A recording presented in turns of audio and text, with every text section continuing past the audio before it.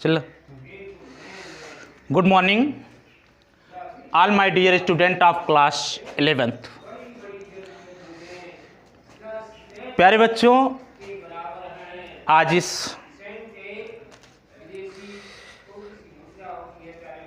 अवसर पर आपके साथ अंग्रेजी साहित्य के प्रोज पर प्रथम कदम रखते हुए मैं आपके समक्ष लेकर के उपस्थित हूं the portrait of a lady. The lesson is written by mister Khushwant Singh. बेटा, खुशवंत सिंह एक इंडियन राइटर हैं, एक इंडियन आथर हैं। वो केवल आथर ही नहीं, एक वकील लायर भी थे, राजनयिक भी थे, पत्रकार भी थे और राजनेता भी थे। उनके पास वह अनुभव था जब सन 1947 में हिंदुस्तान और पाकिस्तान का बंटवारा हुआ था। उस समय उन्होंने एक आर्टिकल, एक रचना दी थी जिसका नाम था train to Pakistan. Train to Pakistan के आते ही खुशवंत सिंह साहित्य के जगत में छा गए और एक भारतीय साहित्यकार के रूप में जाने जाने लगे। बेटा, उनके इस साहित्यिक कार्य से उन्हें पद्म विभूषण सन 1974 में, पद्म विभूषण से सन 1974 में अलंकृत किया गया और 2007 में भी उन्हें पद्म विभूषण दिया गया। 2 बार पद्म विभूषण से उन्हें अलंकृत किया गया। आपका यह लेखक मार्च 20, 2014 को इस संसार को छोड़ करके अपने उस अनंत संसार में चला गया जहां परम शक्ति की स्तुति करते हुए अपनी आत्मा को उसमें विलीन कर दिया। आइए देखते हैं कि पोर्टर ऑफ ए लेडी। बेटा, पोर्टर मीन्स होता है तस्वीर।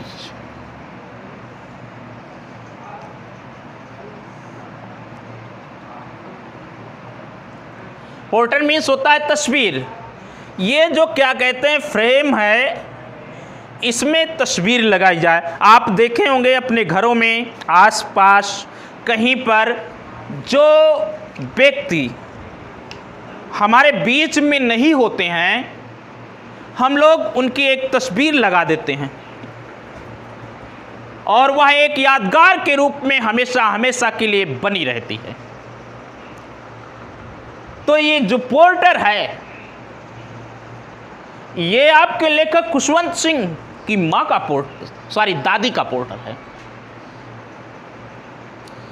और इस टाइटल के माध्यम से उन्होंने अपनी दादी मां के प्रति अपने प्रेम का वर्णन किया।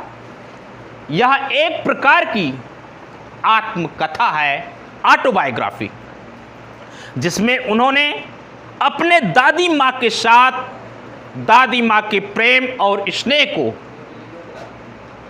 प्रकट किया कि किस प्रकार से उनकी दादी मां उनके साथ प्रेम करती थी, व्यवहार करती थी।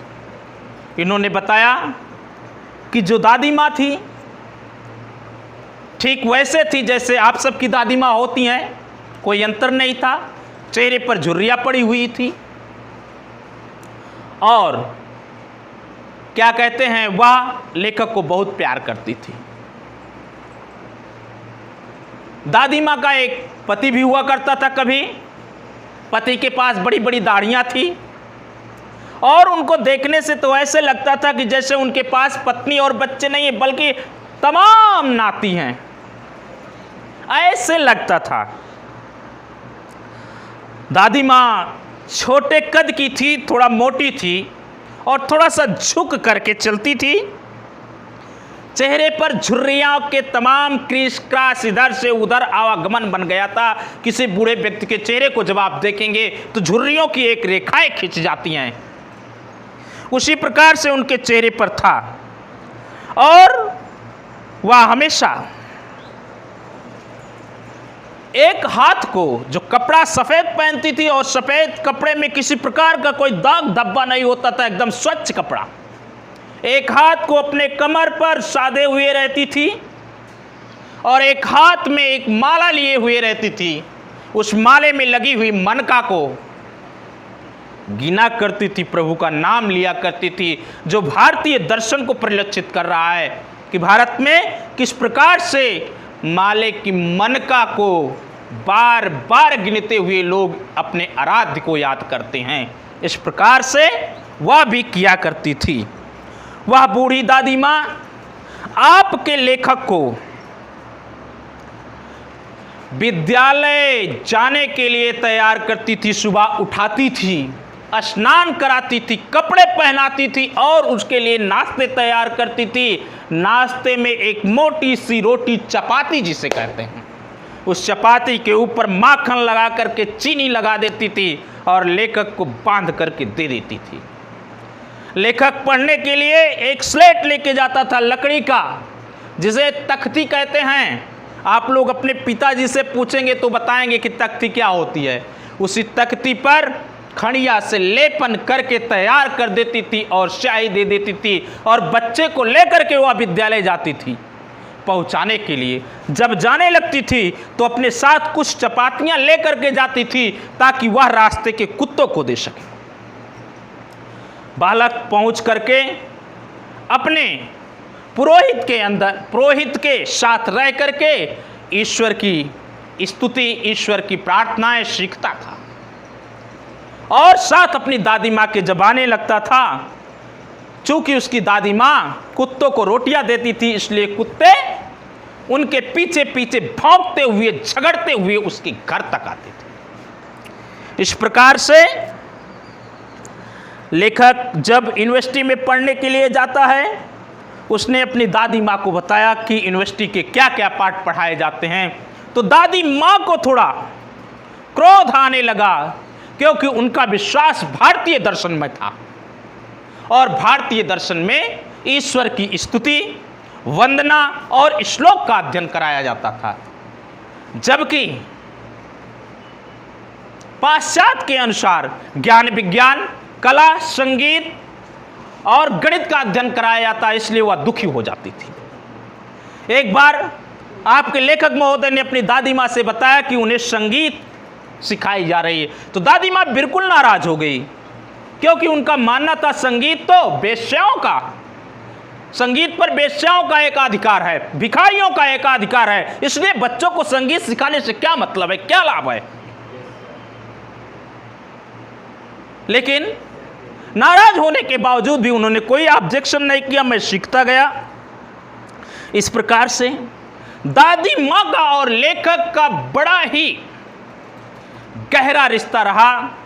समय आते आते दादी माँ जैसे पहले थी वैसे आज भी थी, लेकिन एक वक्त आया कि उन्होंने अपनी आंखों को मोल लिया और इस संसार को अलविदा कह दिया।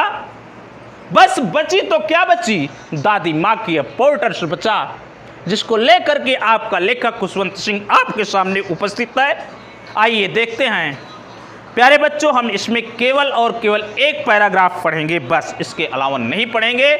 इसके अलावा पढ़ेंगे तो कल पढ़ेंगे। सर जी पढ़ाने दीजिए।